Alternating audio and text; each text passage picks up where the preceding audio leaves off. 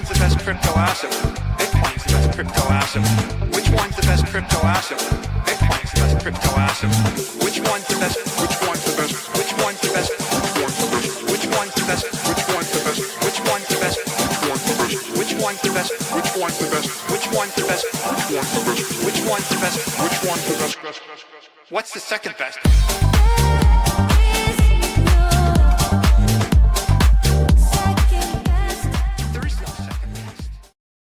This is Discover Crypto. Every day on this channel, we teach you how to make money with digital assets. And folks, it's a very, very major show today. We got to look at the Bitcoin chart that we predicted yesterday, the head and shoulders playing out beautifully. Not only that, we got to talk about some major news with the Fed rates and the jobs numbers that just came in. We're going to look at the ADP numbers and its effect on the October outlook for what the Fed is going to do. This is basically giving Jerome Powell one path. We're going to talk about that path and what that means for Bitcoin, what that means for altcoins, everybody. Thank you for joining in. Hemi, no.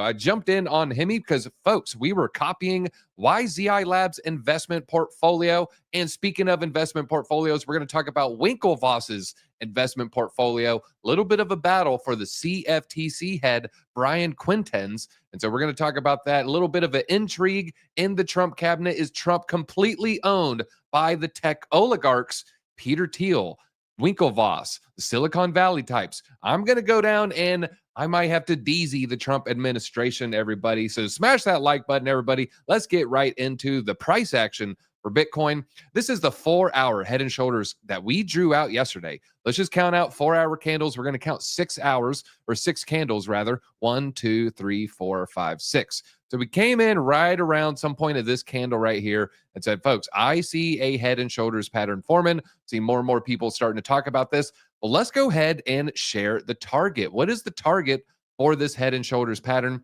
So we're going to go ahead and draw out our neckline. And then from the neckline, we can go ahead and measure the distance from the neckline to the crown of the head. Heavy is the head that wears the crown.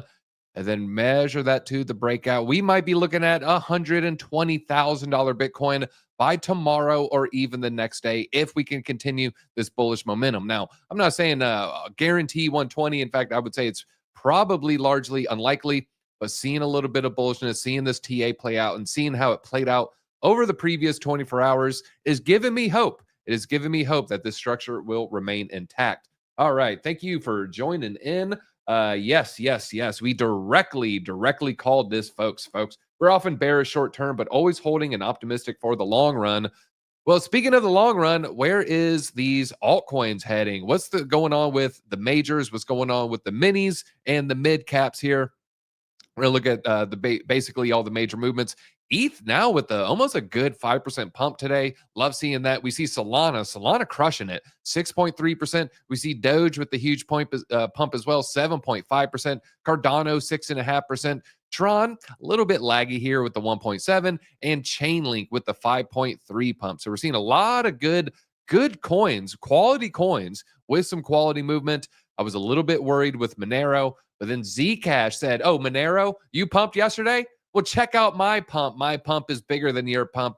The Zcash privacy token pumping today. It is now up 66% over the past week. Might go ahead and start working on the privacy midnight layer token video for Cardano. I do think midnight, if we do see a resurgence in privacy coins, midnight and Cardano is going to be a big beneficiary of that. We see Pump.Fun. Pump is pumping 20% today. Pingu's up 14%. You always see this coin move with a lot of volatility. And Say, we covered Say.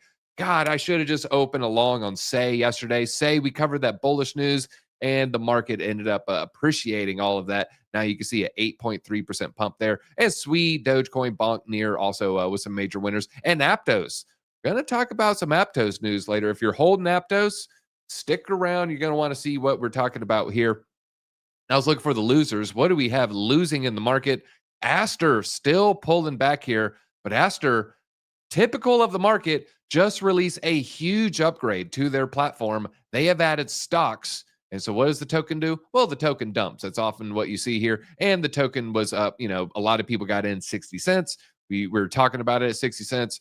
gave the tutorial at like 79, 81 cents, like while I was filming there. And so even if you jumped in quote unquote late, you're still up 2x right here. And then after that, we have the stable coin. So the stable coins rounding the way. All right, now let's get into the charts here on the smaller time frame. I'm interested to see how Bitcoin is going to do during the rest of the show. And I'm seeing a little bit of, well, the RSI did put in a higher high there. So we're not going to say bearish divergence. This RSI peaked up a little bit more so than what we see right here. There's still a little hope that the uptrend is going to continue. I would not be trying to short this market on a small time frame. Now, let's talk about the job numbers. Let's talk about, laughing at this comment, I am addicted to Solana. I'm addicted on Solana. Oh, that's an altcoin. I thought you were just bullish on the chain. No, you're sitting here talking about a freaking meme coin. That is wrong. That was wrong. How dare you do that to me? Let's see here. Everybody smash that like button. I do appreciate it. I'm in a pumping mood. Folks, the only way I can get in a pumping mood is for you to pump that like button. I am like Tinkerbell. The more you hit the like button, the better the show is going to be. That is just how it works, folks. Also, hey, I'm rolling off small amount of sleep, so maybe I'm manic at this point, or maybe I'm like Samson. I don't cut my hair, and DZ just gets stronger and stronger and stronger, like a high T male. But now, speaking of high T males, Ben Cowan, I'm talking about his hairline, of course. No, Ben Cowan, obviously high T. We know he's high T, high testosterone. ADP employment numbers just came in.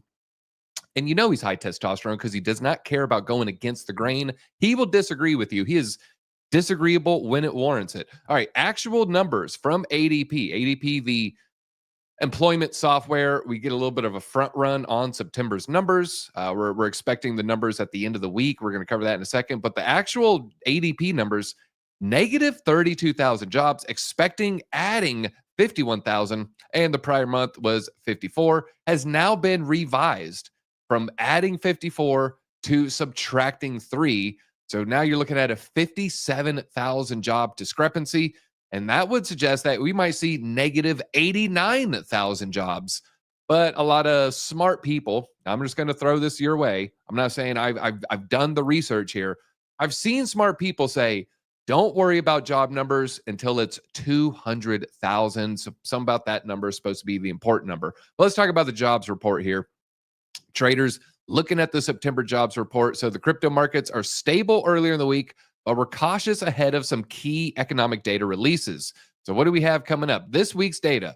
We just looked at ADP today. Coming up, we also have consumer confidence from the BLS, Bureau of Labor Statistics. We get their initial job claims and the pivotal September jobs report.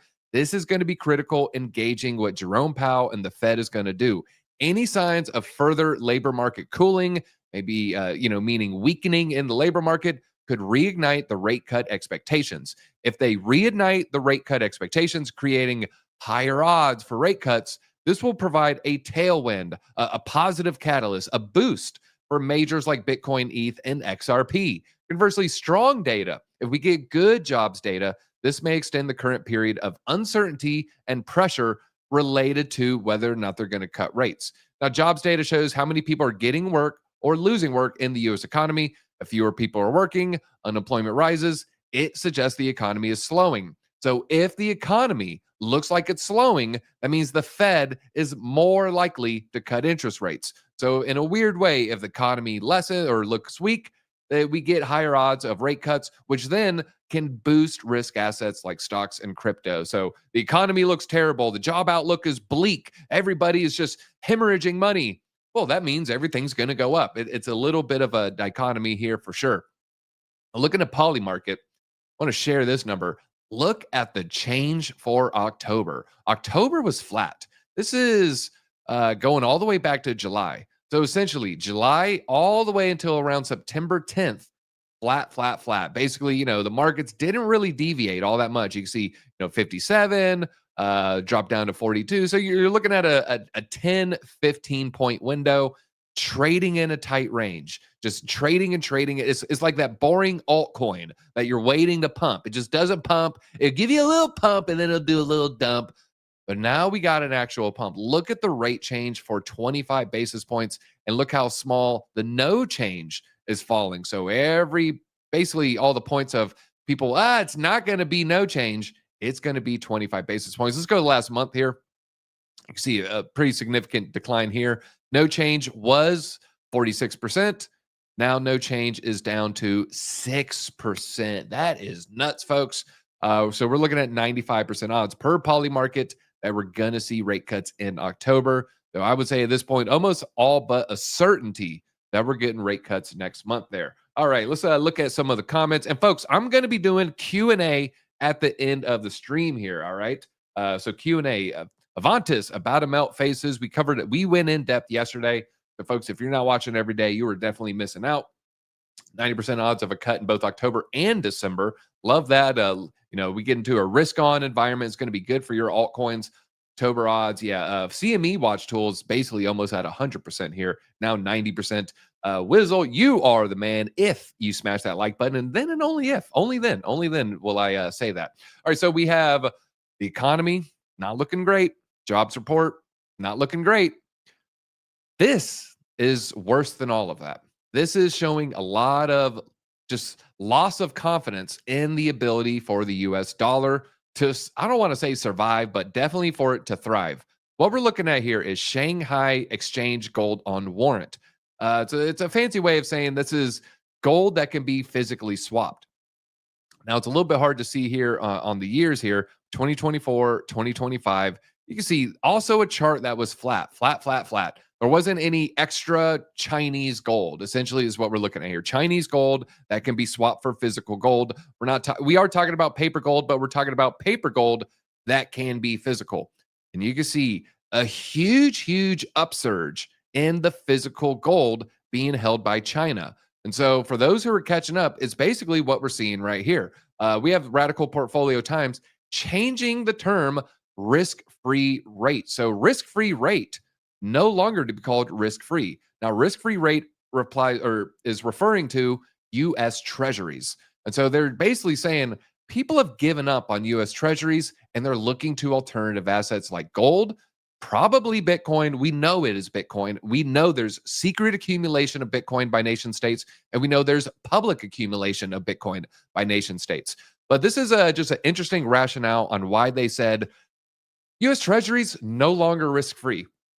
The term risk-free rate, the yield on government bonds used in everything from pension models to MBA case studies, has always been a misnomer, basically meaning it's always been misnamed. For decades, textbooks taught that the U.S. Treasuries were the safest assets in the world, the bedrock of modern finance, the place capital fled in times of panic.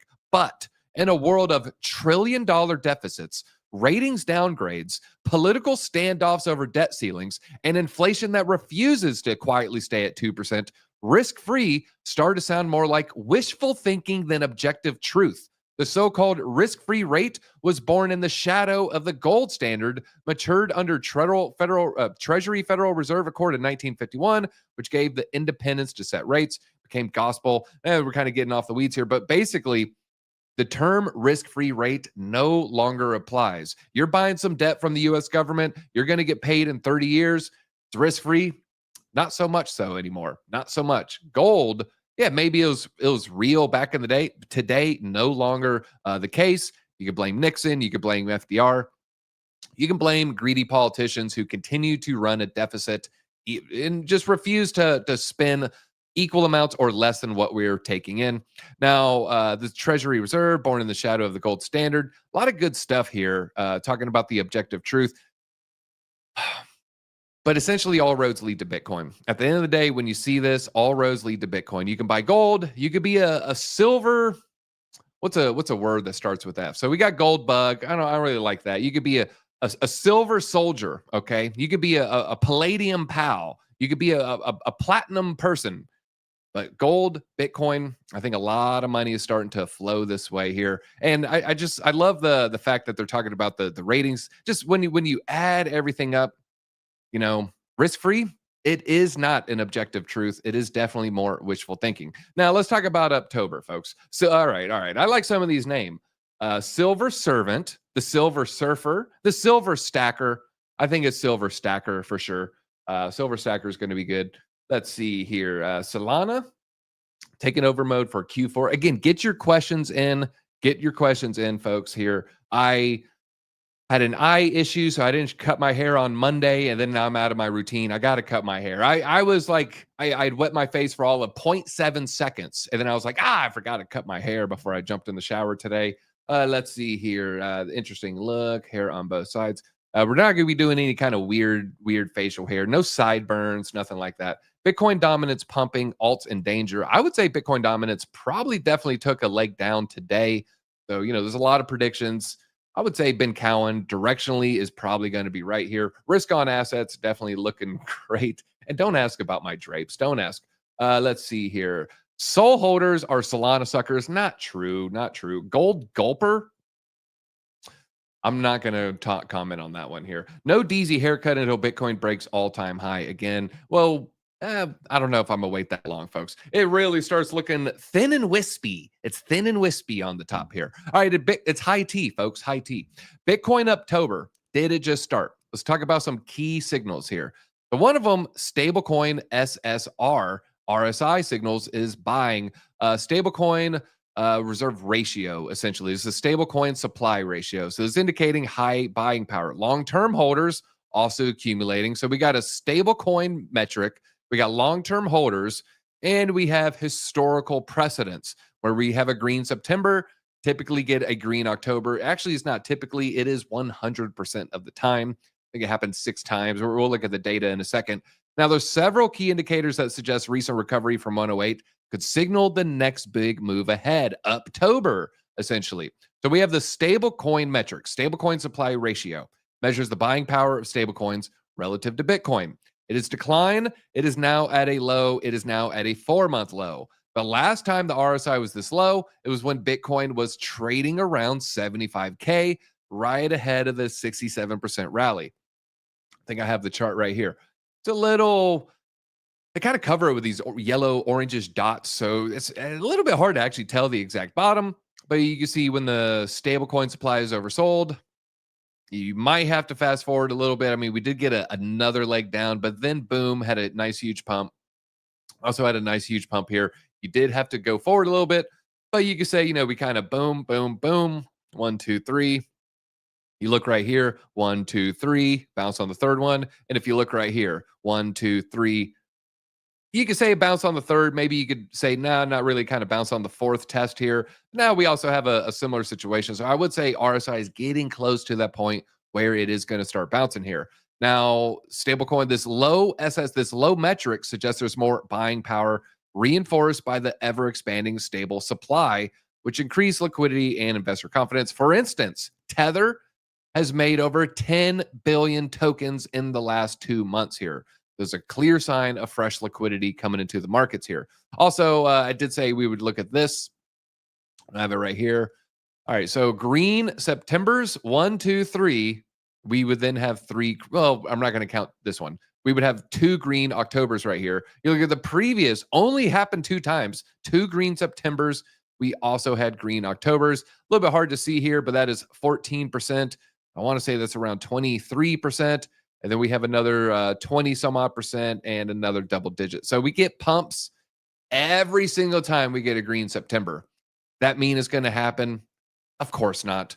But dang it, I sure like it when history rhymes. Maybe not repeat, but it definitely looks like it might be rhyming, folks. All right, we also got some other news here. How high? Let's look at some levels for Bitcoin. We're looking at this chart pattern right here. We just did the head and shoulders. The head and shoulders gave us that target of 120. Let's look at this other price metric. We're looking at this basically nice little symmetrical triangle trading out. You know how we measure this. We see the first time it touches the bottom and the top. That gives us our distance. And then you can make your measured move from there. We've seen this play out accurately lately during this market. So I would say, you see we touch the bottom here. We touch the top here. This gives us our little target. And again, this is just, technical analysis here. We're not saying this is guaranteed target for Bitcoin. Is going to be a thing a lot of traders are going to be looking at, and sometimes it manifests itself. You're looking at $134,000 Bitcoin, fresh all-time high. I love what I'm seeing here, and I think there is a world where this matches.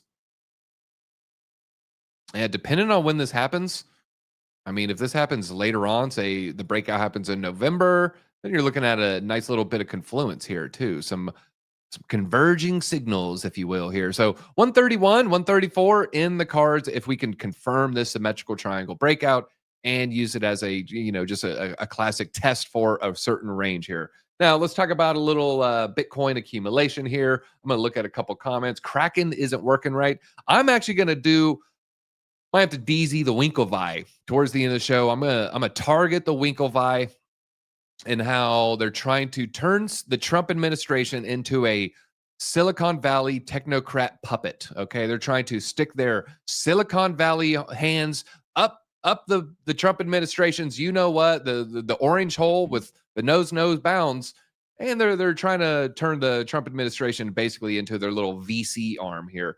Let's see. All right, so looking at some of your comments here, keeping an eye open, stay optimistic, watch out for the ETFs. Yeah, there's going to be a lot of ETFs. Drew did a video on that 2 days ago here. History is fake, told by liars. A favorite quote of mine is, no one asked the victors if they told the truth. And, something I think about. Don't ask me who said that. All right. History is a mystery. When it rhymes, makes you think when it rhymes. It's good persuasion here. Historically, when Tether prints a lot, Bitcoin goes up a lot shortly thereafter.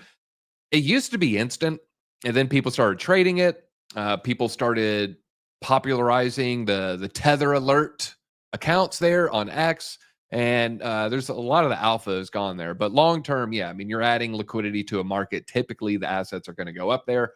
Can anyone tell me a free or paid VPN that works Polymarket and LBank? I use Unlimited, but they're all owned. The one I use is owned by Mossad, and I need to explore a different one. I don't want to be, what's the point of using a VPN if it's good to access sites that you can't, but if the intelligence agencies are reading your activity, what's the point, right? What are we even doing here? All right, someone's saying I smell mega candles. What about meta candles? Meta Planet bought more Bitcoin, 600 million. They now have 30,000 Bitcoin, almost 31,000 Bitcoin, and they acquired it for $3.3 billion. And they got in average price at 107. So they're up slightly.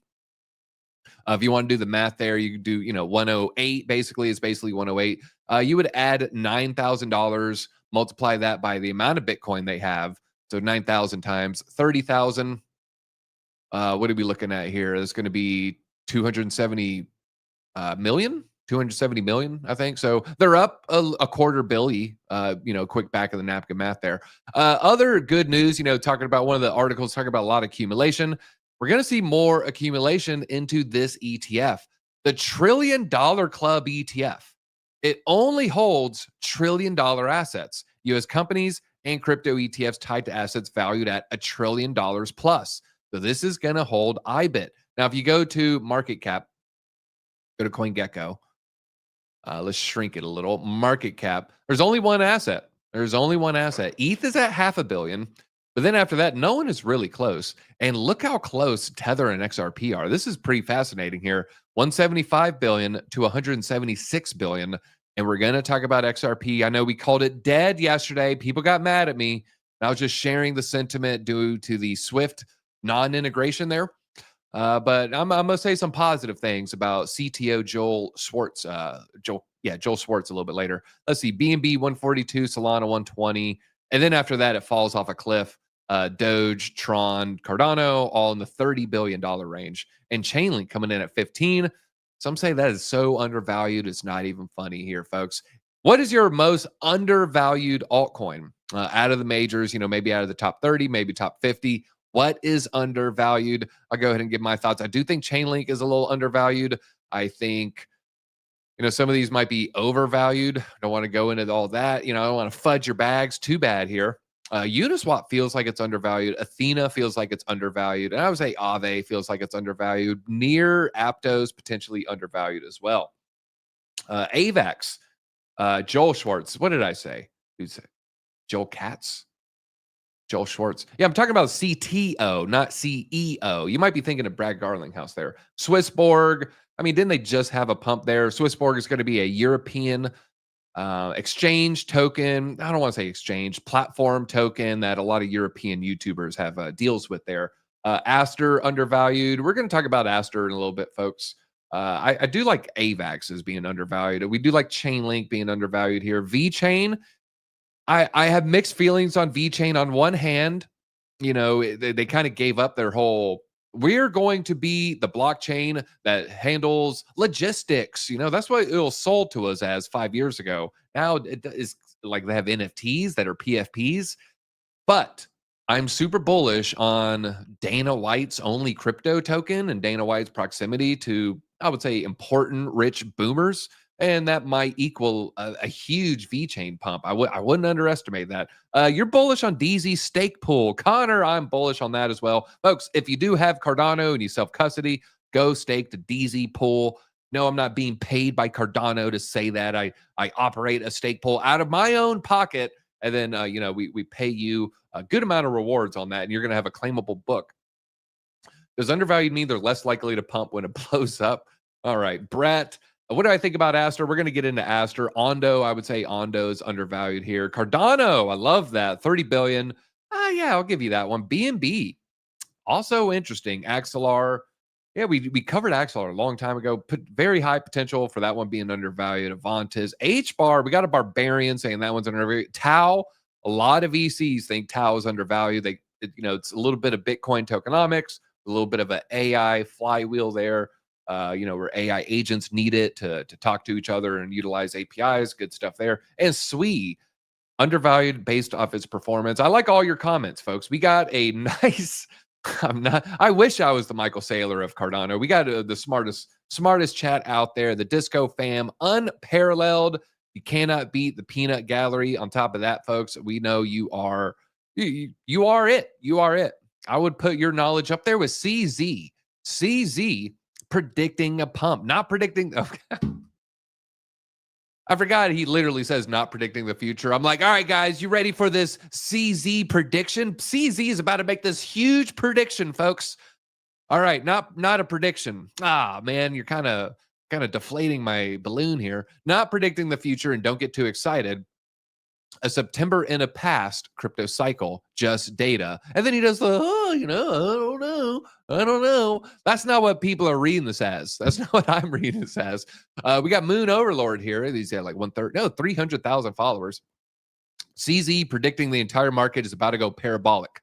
I'm going to go ahead and align myself with this view and not the low testosterone, weak bear who will be in shambles, who should be declawed, that looks like one of those pathetic polar bears that's on the little melting ice cube and it's getting smaller and smaller and it's all scrawny. That's you weak bear. That's you. I'm going to turn you into lamp oil. That's what I'm going to wear you as a coat. All right, I'm going to wear you metaphorically. We're not saying go out and destroy the no coiners and the bears out there, but sometimes you got to turn someone into a lampshade, if you know what I'm saying. But have you not thought of the smell? Have you not thought of the smell? That was a rough reference. I should not maybe have gone there. Low T, weak bear, talking about. Look, I like Gareth Soloway. I will not take Gareth Soloway FUD here, all right? Gareth Soloway will say this is a top of a local market. He will short things, and boy, oh boy, will people get mad at him, especially in uptrends. But hey, he's also, a little follically challenged there. That is a sign of high testosterone. I trust CZ more than Trump. I would hope so. I would hope you would trust a smart businessman more than any politician on any side. I would trust CZ more than Trump, JD, Newsom. I would trust CZ more than any politician. And I hope you guys would agree with that there. Where do I go to buy your book? I am finishing the proofreading. I am about 25% done with the proofreading. I got a little fire under my butt. I'm going to be launching that on Cardano soon, and then I'll have I'll probably self-publish myself. Said to myself, I'm gonna go to bed, wake up to a big candle. Lifer called it too. Yeah, I got love for Crypto Lifer as well. Crypto Lifer, I would say he has high T. Crypto Lifer is high T, folks. And I got the suit. I did not wear a suit because of Lifer though. But other than that, we do love Lifer. Where are you going to be moving? Your gains are prepped for the next cycle, assuming there is another bear market. Sometimes I will roll into stocks. Sometimes I rolled into real estate last cycle. I'm not going to be doing that this cycle.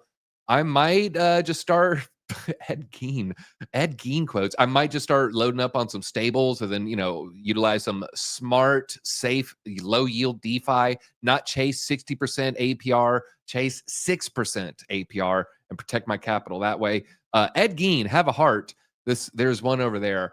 I mean, is that from the movie or something? If you don't know, Ed Gein I shouldn't even really go into this. He's, kind of popularized as the world's or America's first serial killer. It's not actually true, but he does have that distinction. And they base Texas Chainsaw Massacre off Ed Gein, and he would wear his mother's skin. Why did you bring him up? Why am I even talking about? I shouldn't even reference Ed Gein. Let's talk about XRP, everybody. Speaking of dead things wearing their mother's.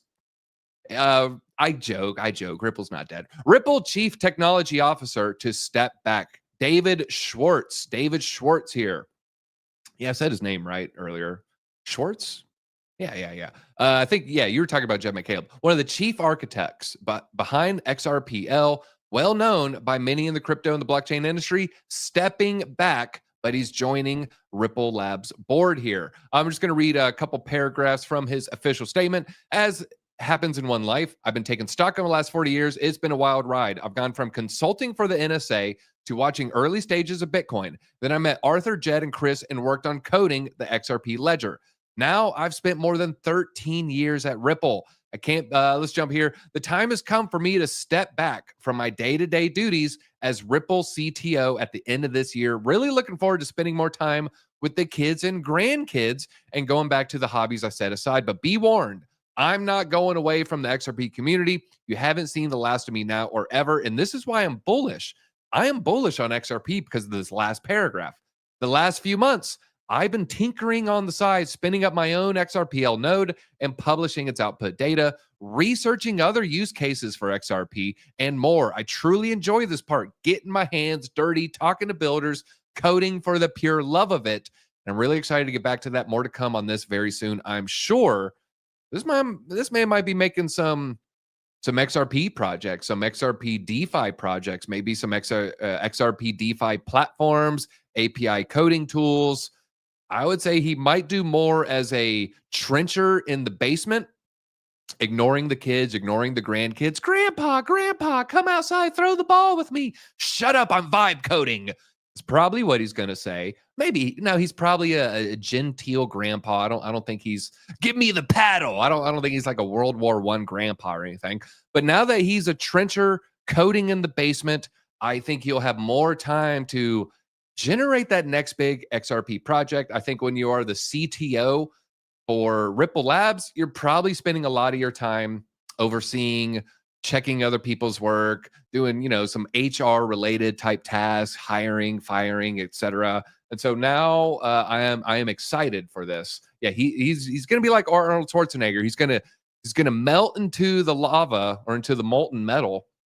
You're just going to see a thumbs up, man. You're just going to see a thumbs up. Ed Gein makes Wisconsin look special. Why are you bringing up Ed Gein here, everybody? NFL should have Slayer play the halftime. Imagine Raining Blood intro raining through the stadium. I guess people aren't happy about Bad Bunny, but I think it's smart for the NFL to target music artists that NFL fans don't like, right? Because the NFL fans are going to watch it anyways. Maybe they'll tune out during the halftime show. What does that mean? You're going to eat chips and dip 10 feet away and you're still going to be glancing at the TV? No, you're not. What are you going to go? Well, I'm going to go outside and play some football in the yard with the boys during the halftime show. No, you're going to be 4 beers deep and 18 wings deep, and you're just going to sit and you're going to watch the halftime show anyways. But maybe you'll bring some outside fans in. Now, that being said, I think that was probably not the best choice. But in general, it's good to go outside of your fan base there. Ripple can eat my Schwartz. That was good. No, not to be confused with the Schwartz from, was it Vanderpump Rules? Not that one, folks. I was playing real estate 2026, get back in the market 2027. There's some indications there's going to be a housing correction. I don't think anyone knows for sure here. Super Bowl sucks anyway. World Cup is better. All right. Yeah, I love it when the score is 1-0. Anyways, I kid. It's the world sport. They still have the Puppy Bowl. I'm old enough to remember mid-90s, they would market beer cans in a very early animated fashion playing against each other that was clearly marketed for kids. But speaking of marketing to kids here, let's talk about Aster.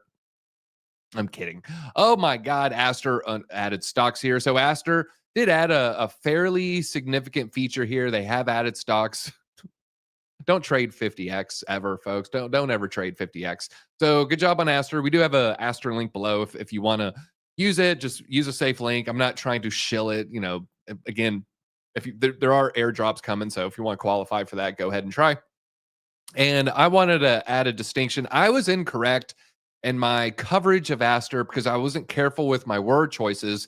And I think everybody was, you know, kind of guilty of the same problem. So I just want to correct the record on my Aster FUD. I'm actually fudding Aster in some of these other videos. They're like, you won't stop shilling it. I'm fudding it.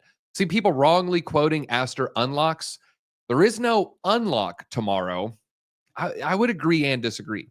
The tokens were already immediately unlocked and sellable on TGE. Yes and no. And so the Aster, you know, the TGE, they're right. Everybody has been able to sell this. The distinction is you can only sell this on Aster. So on tomorrow, they're withdrawable. They're not like, you know, for the first time you could sell it. I've always been able to sell it, but now you can actually withdraw it from Aster Dex. So circulating supply still under 15%, won't change until the airdrop. So I think this is maybe just, you know, this is on me. I was like, yeah, you know, it's unlocked, it's unlocked, it's unlocked. I didn't really think about my word choice right there. It's technically sellable, and I think unlock is the right word, but I think people, when you hear unlock, they're like, oh, they weren't able to be sold and now they're gonna, like, you know, show up in someone's wallet. No, they're retrievable is the right word. I don't know why I never said that. I should have been saying that. Retrievable is the word. I always want to be a pedantic and be like, actually it's now retrievable, but I'm not gonna do that. I'm not gonna do that. I'm not gonna be the pedantic. Never be the pedantic. You don't want to be that guy. All right. We're big news from Phantom as well here. Are they safe though? Don't FTX me. I would trust, well, CZ and Sam Bankman-Fried, two fundamentally different people. One is going to be a creature of the swamp, right? Metaphorically. Sam Bankman-Fried, he comes from the effective altruism. It's a very, very evil ideology once you really start looking into it. Also, if you look at what his parents did, they were basically part of the Washington, D.C. bureaucrat elite. And that's not really typically, you would say, you know, who do I trust a whole lot? Is it like the plumber that undercharges or the honest mechanic? Or is it a bureaucrat from Washington, D.C. that's in charge of $1 million fundraisers? You don't point to that person and be like, yeah, that's the bastion of truth and honesty. Sam Bankman-Fried is a child of that. And, you know, I don't want to get into the WASP mentality of sending your kids out to boarding schools, et cetera. But CZ, like, literally grew up for periods of his life in a village without electricity. Now, he was younger, albeit it was in a Chinese village, you know, it was before he immigrated to Canada. But to me, they have two fundamental different outlooks on life. And I would be flabbergasted if CZ was ever withdrawing customer funds to fund political allies, to curry political favor. So they're very, very different people. I would trust Aster over FTX. Aster is a decentralized exchange. Aster does have a token. We did a buying tutorial. We are talking about it at 60 cents. When I shot the tutorials, like 79 to 81 cents. Put that out 2 weekends ago, I guess. Was it that long ago? So, you know, if you jumped in then, you're doing great. If you got at $2.40, you know, maybe not so much. But I think long-term is going to be good. Now, let's talk about Phantom. The power of crypto, the ease of cash. Phantom just did a big upgrade. It's a promo video with no words and like weird music. Right here, where is it at? Right here. Basically, they're enabling this with Visa. So Phantom teaming up with Visa. You can now like swap cash. You could send cash as well as send crypto. They're trying to be like a little bit of a PayPal and then maybe backdoor some people into crypto. Speaking of backdooring people into crypto, man, I've been going down that Brock Pierce rabbit hole. Whoa, that's a deep reference. We're going to move forward here. Moving forward, Aptos partners with Trump Family World Liberty Fi to integrate the Trump Family stablecoin, which is USD1. USD1 is now basically just going to be on Aptos on October 6th. going to have broad ecosystem support. So they're working with all the DEXs, working with all the protocols there, and they're trying to get some of that Tron market share. Now, where is this head? I mean, sure, this is kind of more and more people currying favor with Donald Trump. I do think this is going to equate to favorable regulations regarding Aptos, bank charters, financial regulators giving green lights. You need this thing to bank for U.S. customers. They're going to get all that. This is going to 100% give themselves political access. Now, let's talk about the chart. Let's talk about the price action. This is an old trend line. I do not think we were looking at this trend line during this level. I think we were looking at this trend line either here or here, and I can't recall which one. Sorry, I don't have every single time I looked at this chart here, but this is someone. I remember someone asking me about it. And I remember drawing this line, and I remember thinking like, I mean, the trend is your friend, and this trend line. I mean, yeah, it is trending downward. This is a falling wedge.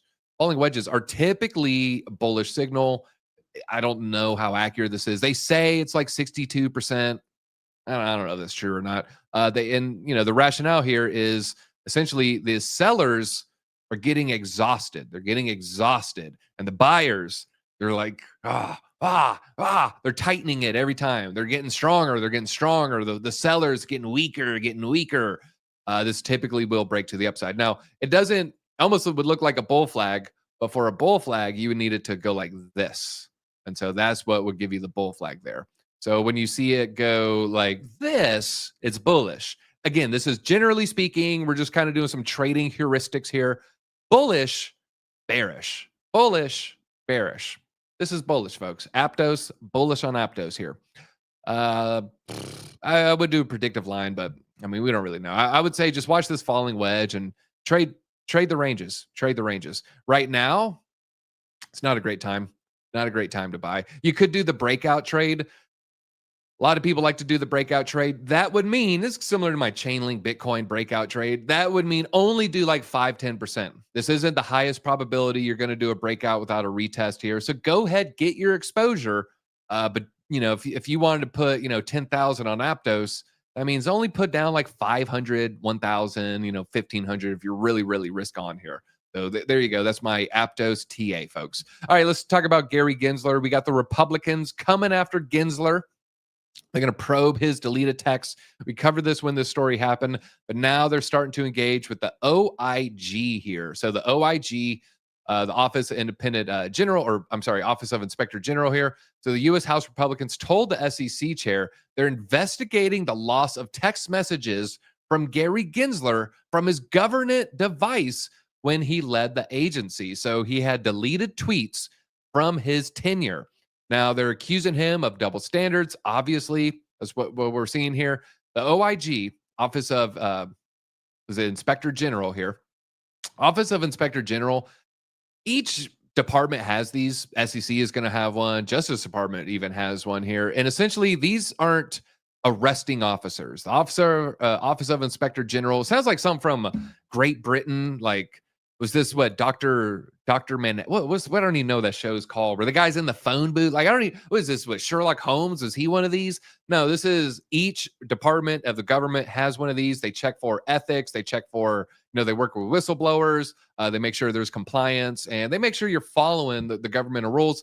They don't make any arrests. They create reports, and then they submit those reports to the relevant authorities here. Typically, it's going to be Congress, and they'll make these reports public a lot of time. So the OIG, that's who they are. That's the little breakdown for them. They said the SEC IT department implemented a poorly understood automated policy that triggered a full wipe of his government mobile phone, which also deleted texts between October 22 and September 23. Was this a poorly understood automated policy, or was it a very well understood policy that they could then give themselves a plausible deniability? I will choose the latter, not the former.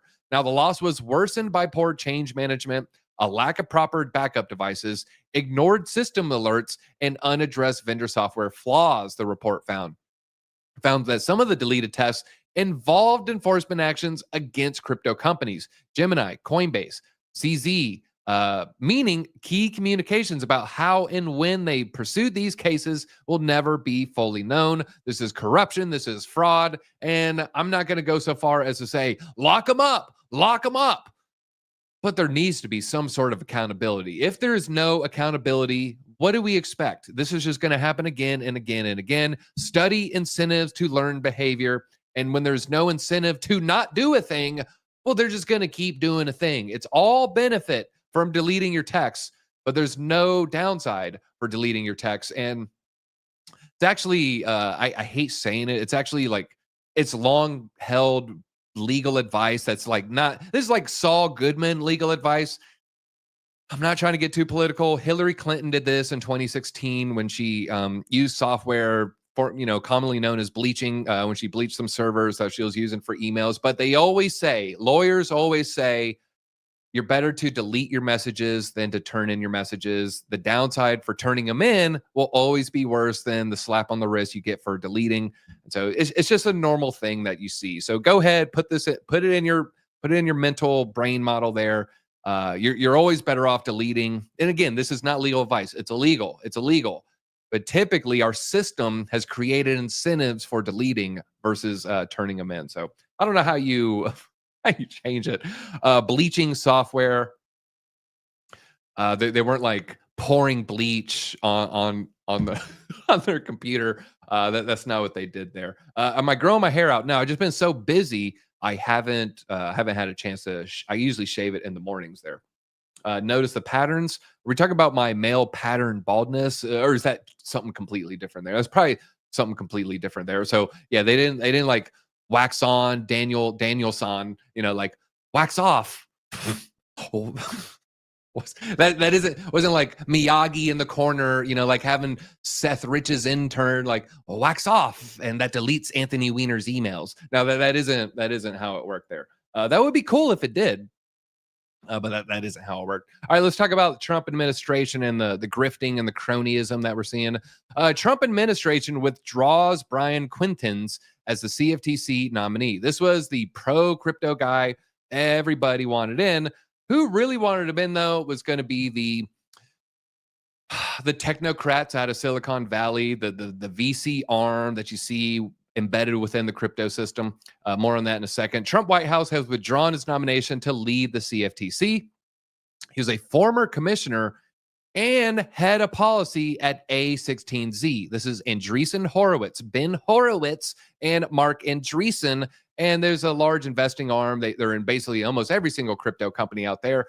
And they're very, very closely aligned with Peter Thiel and JD Vance and just the whole movement to get a pro-tech VP in under Trump. So he was widely backed by the crypto industry, but not all. His nomination faced delays in Congress and pushback from Tyler and Cameron Winklevoss. So we're seeing a little bit of a battle between Gemini and A16Z. A16Z employee was going to be head of this giant government body.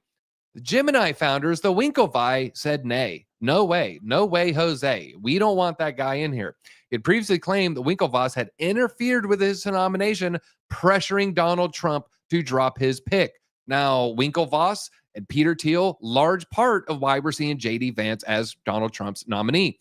He was, he's a Thiel creation, JD Vance is. And now we're seeing a lot of, let me just say, movement coming from the Trump administration when they get a request from these VCs, from these Winklevoss, from basically these techno billionaires. When a techno billionaire tells the Trump administration, hey, hire that guy or don't hire that guy, they're just saying, yes, sir. What can I do next? You want me to jump out? Tell me how high. And I don't know. I mean, on one end, people are going to be championing this because it's like, oh, yeah, Quintins and, oh, no, the Winklevoss wants someone even better. No, A16Z, they want the most pro crypto guy. At the end of the day, it's pointing towards a lot of inside backroom dealing, and it's distasteful. I don't like it. And it might be good for my bags, but it definitely doesn't seem not corrupt in my opinion. So that's just my 2 cents there. The Winklevoss are butthurt. They aren't Bitcoin maxis they say they have like 70,000 Bitcoins. I don't know if that's the case there. When showing charts, please go full screen on the chart there. Okay. Was it this one? You should be able to see all the things there. Maybe I had it like that. So that's on me if I did there. Got it. Fat Army Brass gets phone scanned by tech to find moles and operatives. No, their phones are probably scanned so they can have embedded software from Palantir. Okay, why? Because they want to. I'm not even. Let's not get into accusations or try to mind read here. Thoughts on Bitcoin sitting below 118 Gs?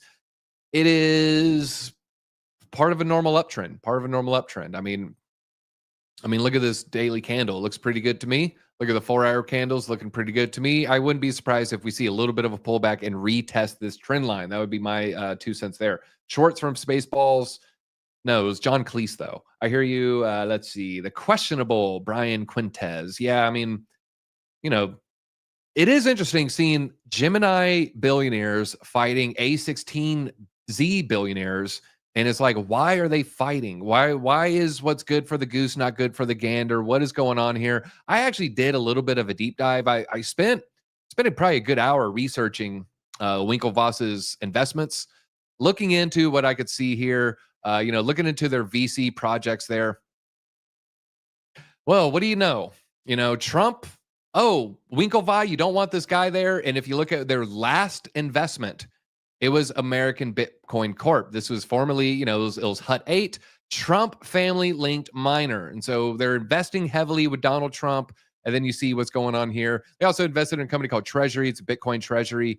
Probably not going to get too much of that. And then they have these unspecified deals, diving into that, looking at some of their last deal flow. It's actually not a lot of crypto companies here. I actually, this one I didn't look into Luna Diabetes. I just assumed it's going to not be crypto. It's probably something diabetes related.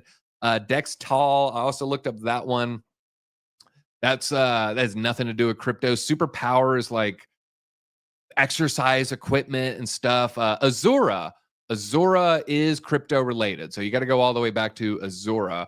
God, what was Dextal? I was looking at it earlier. And now if you do go to their portfolio, you're going to see a lot of old stuff on there. And that's the only problem. I hate when you see these things and you're like, it serves you no alpha. It hurts your portfolio when you see that these companies that they may be invested in 2020, 2021 does not reflect positive price action in 2025. And so some of this, is going to be a little bit more recent than 2021.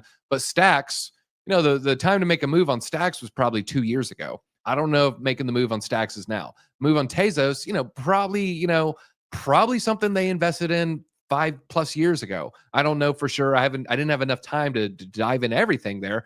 But yeah, maybe not going to be as lucrative getting some of these older projects there. Dextal, I'm actually interested in here. Dextal company is something weird. I was looking it up there. Oh yeah, that's what it was. Freaking AI homes. It's AI prefab homes there. So they're invested all over the place. They're like in prefab homes. They're in exercise equipment. They're in all these weird things. So the crypto companies, it's actually a lot of things you can't really get exposure to. There's no like altcoin tied to this, and a lot of it's going to be Bitcoin tied. Why? Because they have a lot of their wealth tied in Bitcoin. So you don't actually make as much, trying to portfolio watch or portfolio track the Winklevi as you do like A16Z. But that's, this my little 2 takes there on A16Z, Gemini, Quintins. It stinks. It stinks to high heavens. And I do think there's a lot of, I think there's a lot of Republicans where if the roles were reversed, they would, be like, oh my God, this is so corrupt. But now they're just like kind of ignoring it or willfully turning a blind eye. So that's my 2 cents there. But folks, that is our show for today. Stick around, the 1 p.m., 4 p.m., and a very special video from Kelly coming out today, folks. You're going to see that as well. That's all we got. Hit that like button on the way out. Oh, yeah, I did want to share. I did keep some of this trade open. I closed about 80% of it. XPL 3. Remember, I screamed at you yesterday when we opened this live. Low leverage, low leverage, low leverage. If you used high leverage, you got wrecked. I had some lower entries. Not as low as it could have been. I think I jumped in we got in at 101. And I had another at 95. You split the difference. We came in at like 97.5 average cost there. Last price 103 there. So again, low leverage, low leverage, low leverage. We do have an L Bank link down below. That's our show for today. Oh yeah, I did say I do a little Q&A here. So Let's see here. Read some of your questions. I'm sorry you got in stacks a little late there, or early. That's what the bulls will say. You're still early. You're still early. Who's doing dirt on his government phone? P. Diddy, but his government phone wasn't even our government. Opinions on Camelot. I haven't seen anything on Camelot there. Doctor Who, thank you for answering that. I know I was thinking Doctor Strangelove, which is it's definitely not that. Praying for October. It's a good start, man. It is a good start here. Get Gary. Gary deserves to get got on Get Got him. We need to hit him with the Jamie Kennedy X. He needs to be put on scare tactics. Okay, that's what he needs, folks. Hire me. I'll dress as what would scare Gary Gensler? I guess if I dress as Caroline Ellison, like come at him like the Ring Girl. If I did that, oh my God, he would. That would be a good one. All right, I'm in it on that note. Okay, you got me sitting here acting like I'm a goblin. Adios, folks. Hit that like button on the way out.